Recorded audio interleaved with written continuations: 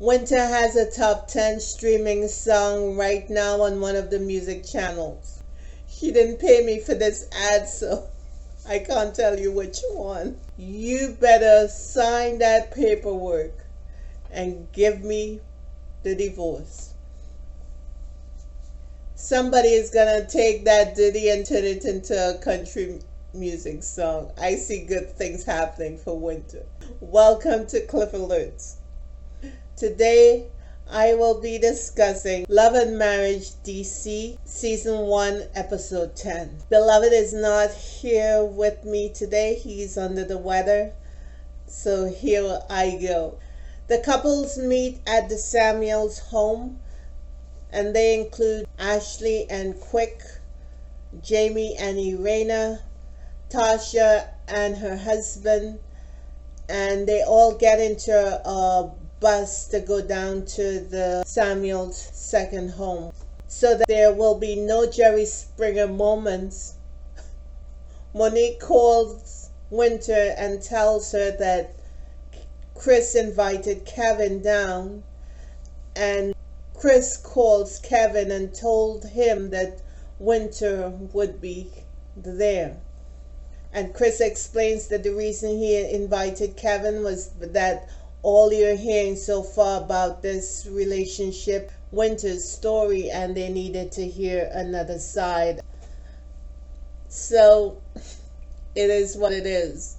The topic of conversation in the bus going down to the second home was about Kevin and Winter. They discussed the book that Kevin said that Winter wrote about the love they had between each other.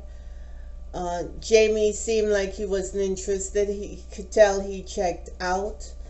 And the couples were discussing back and forth all things Winter and Kevin, which wasn't really good TV. Once the couples get to the house, Monique had some swag bags for them, and they included a number of items. A flashlight, which represented Jamie at the red light, unable to return his wife's call. Some sort of fun-sized candy bar representing Quick, aka DJ Fun Size.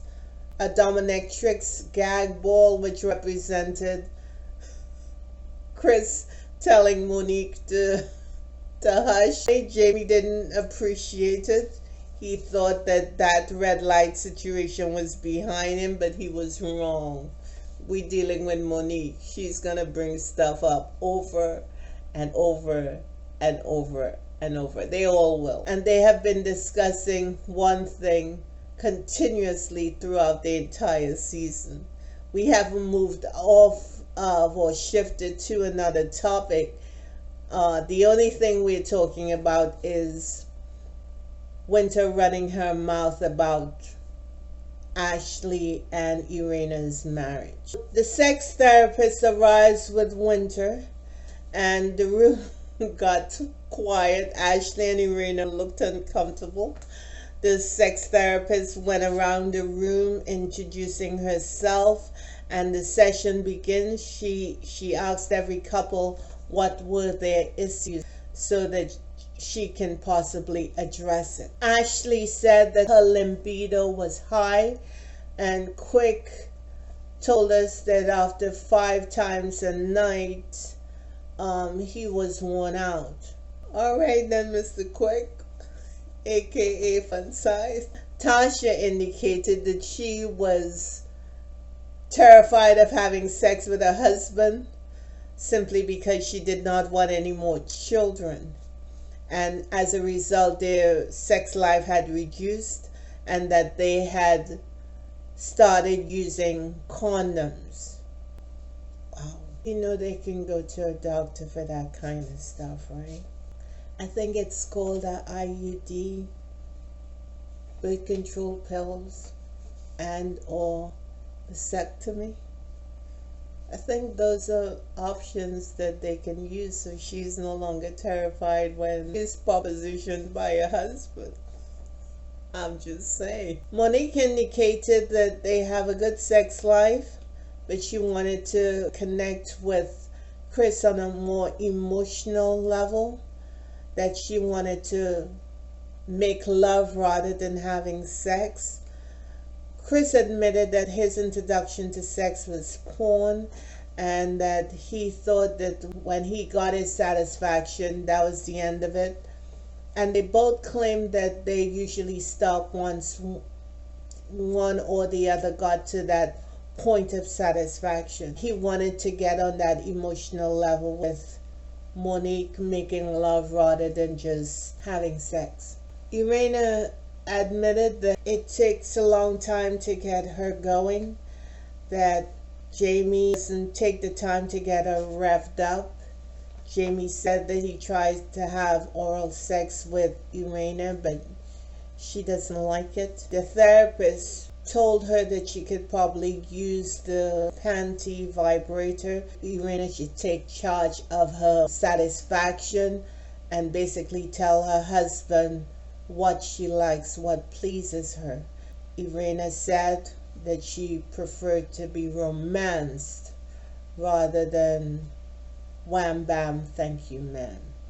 That wasn't doing it for her after 26 years. Winter piped up. She said it was refreshing for her to see the honesty among the group.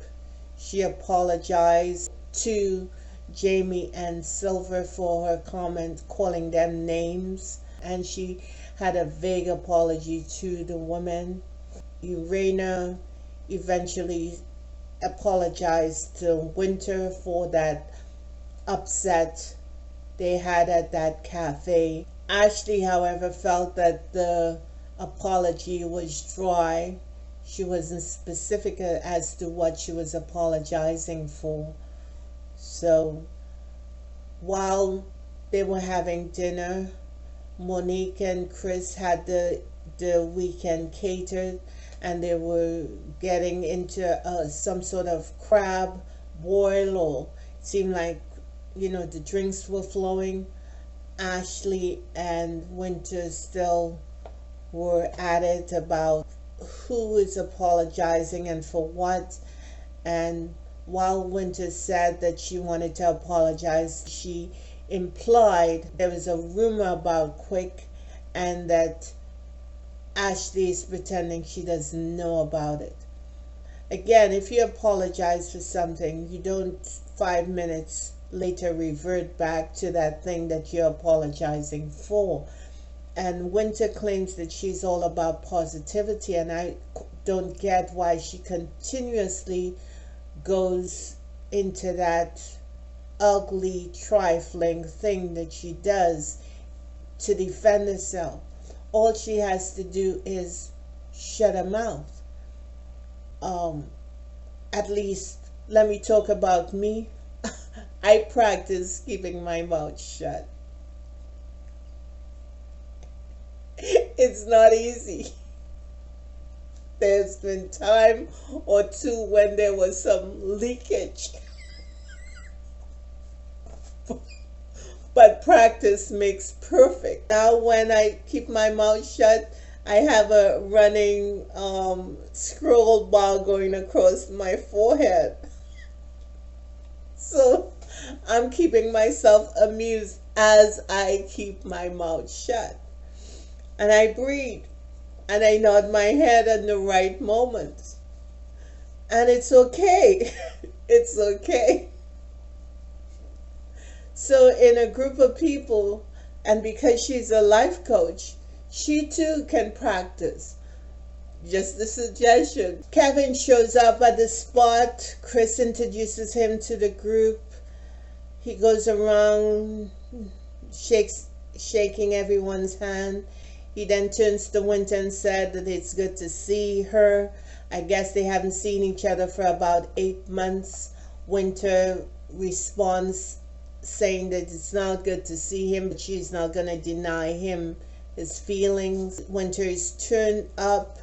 Kevin sits down, bring out paperwork from that bag of receipts he brought with him, and both him and Ashley starts going back and forth about who said this, what is true, what is a lie, yada yada yada. Why these grown folk need to air their dirty, funky laundry out with people they don't know. This should be done in a different setting. It's not the venue for this to be happening.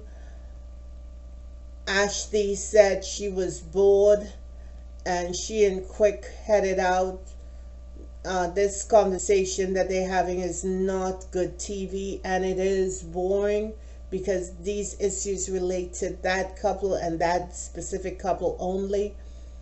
And then they were quickly followed by Jamie and Irena. Meanwhile, Monique and Chris trying to arbitrate the conversation that's occurring between Winter and Kevin.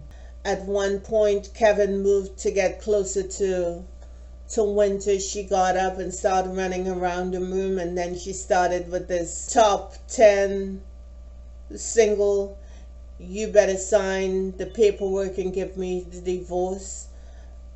Ashley, who clearly is nosy, she returns to the kitchen and she starts dancing as Winter keeps singing this ditty over and over again, and Monique starts bopping her head. At this point, it really was a wrap on the conversation because no one is listening. It did not overshadow the drama that these people are having with each other. Winter and Ashley had some conversation. Winter apologizes to Ashley again. Ashley came to a consensus that maybe she and Winter got off on the wrong foot. Ashley tells Winter that she met Kevin for an hour and he looks shady to her. She can't understand how Winter brought this man into her life without knowing a whole lot of stuff about him. Winter admitted that she met Kevin in the church and he pretended to be a God-fearing man, and because she was so strong into the church that she allowed herself to be swayed by what he was saying. And again, it's a cautionary tale. In the house of God are full of sinners. That's why they go to church. That's why people go to get cleansed and healed. So you got to be on guard in the house of God, just like you have to be on guard in your private life. There's no difference because people are going to church. People are going to church to get some level of support and clarity, wisdom and understanding. That doesn't mean that they're perfect. No. Believers are not perfect people. Believers trust in a higher power. I call him God, to get them to a better place. But everyone who goes into the house of God are not perfect. I'm not perfect.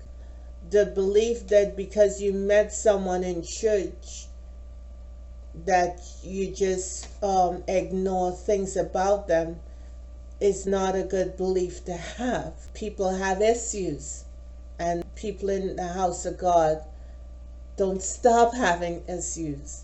The issues are there, but hopefully locked in and in tune with God to cleanse them and clear their mind and give them a sense of purpose and set them on a path where they are locked in and trust God to lead them in the right direction. Some people put their trust in the human, the pastor, the elder, the people, rather than putting their trust in God.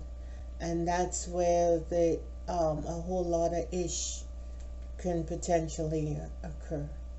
At least that's how I take it. We see in the end the women gathering and having fun about this song that Winter created. Winter does have a good voice, and we see Chris leading Kevin out of the house, what he had hoped for would occur did not go his way.